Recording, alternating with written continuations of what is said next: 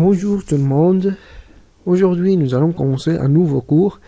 Il s'agit ici du calcul vectoriel.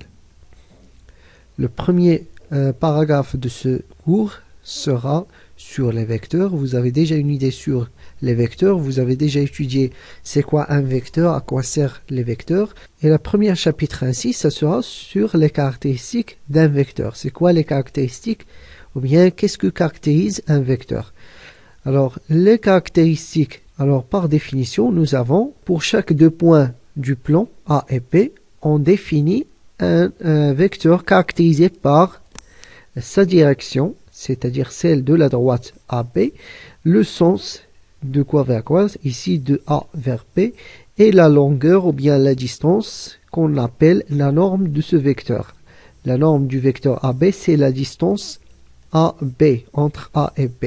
On note en général ce vecteur par AB avec ce flèche au-dessus. Quelques remarques concernant les vecteurs. Alors la première remarque, c'est qu'il ne faut pas confondre le sens et la direction d'un vecteur. Le sens et la direction d'un vecteur, ce n'est pas la même chose. Une droite définit une direction et un vecteur a également défini une direction qui est la direction de la droite AB et qui est également la direction de la droite BA. La droite AB et la droite BA définissent la même direction. Par contre, le sens du vecteur AB, c'est le contraire du sens du vecteur BA. Ce n'est pas la même chose. La norme d'un vecteur U, c'est la longueur de ce segment.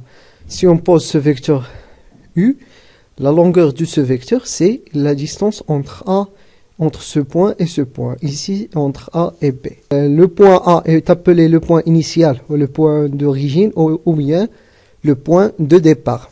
Et le point B est appelé le point d'extrémité ou bien le point final ou bien le point d'arrivée. On note en général la norme d'un vecteur U par ce symbole, deux barres ici à droite et deux barres à gauche.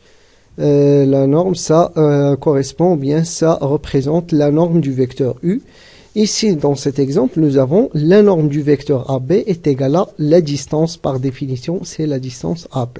Voyons des petits exemples. Nous avons ici une petite animation GeoGebra. On va faire appel à notre logiciel GeoGebra pour étudier certains exemples concernant les vecteurs. Ici, comme vous voyez, nous avons certains vecteurs. Ou bien on va étudier certains vecteurs, la norme de ces vecteurs, leur direction et leur sens. Alors la première chose ici à savoir, nous avons une certaine unité, on va choisir notre unité ici. Voilà cette distance, on va considérer cette distance de ce point vers ce point comme notre unité est égale à 1. On va voir le premier vecteur. Alors ce flèche ici nous indique quel est notre point de départ et notre point d'arrivée, ou bien le point d'origine et le point d'extrémité. Ici, le point d'origine, c'est le point A, et le point d'extrémité, c'est le point B. Quel est le sens de ce vecteur? C'est de A vers B.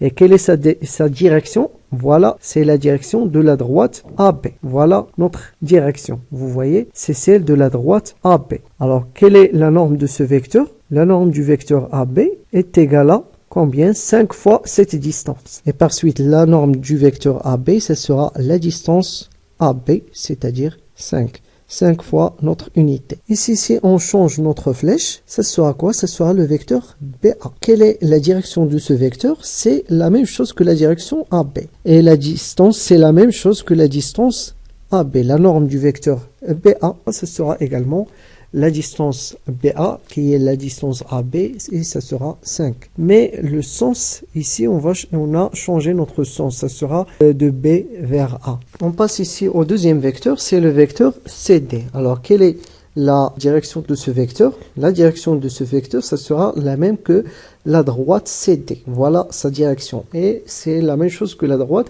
DC. Quel est le sens? Ici on a choisi le sens de C vers D. Voilà le point origine et voilà le point d'extrémité. Quelle est la norme de ce vecteur? On va calculer combien nous avons de cette unité. Alors, on va calculer, c'est 1, 2, 3, 4, 5, 6, 7, 8, 9. Donc, ça sera la norme du vecteur CD, c'est la distance CD est égale à 9.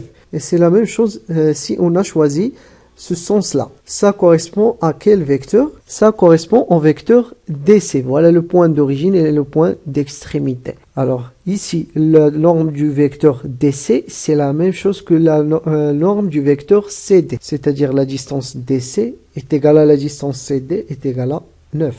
On passe à notre vecteur EF. Voilà le point ici, le point origine c'est le point E et le point d'extrémité c'est le point F. Ici, quelle est la direction de ce vecteur EF? C'est celle de la droite EF et qui est également la droite FE. Donc la direction du vecteur EF, c'est la même chose que la direction de la droite EF et FE. Quelle est ici la norme du vecteur EF? Alors il faut calculer la distance entre ces deux points, entre le point E et le point F, ou bien le point F et le point E. Quelle est la distance entre ces deux points? Pour calculer ici la distance EF, il faut utiliser ici le théorème de Pythagore. Ici, il faut calculer la distance entre E et ce point ici, et la distance entre ce point et F. Alors, quelle est la distance entre E et ce point? Comme vous voyez, c'est clair que cette distance vaut 3. La même chose ici, cette distance également vaut 3. On est appelé D1 et D2. La distance D1 est égale à 3, la distance D2 est égale à 3. Maintenant, on peut utiliser le théorème de Pythagore pour calculer la distance EF. La distance EF est égale à quoi d'après Pythagore? Est égale la racine carrée de D1 au carré plus D2 au carré, c'est-à-dire 3 au carré plus 3 au carré, la racine carrée de 3 carré plus 3 carré, c'est-à-dire la racine carrée de 9 plus 9, c'est-à-dire la racine carrée de 18. Par suite, la norme du vecteur EF est égale à la racine carrée de 18. Et voilà, c'est fini pour cette vidéo. On continuera notre cours la prochaine fois. Bonne chance.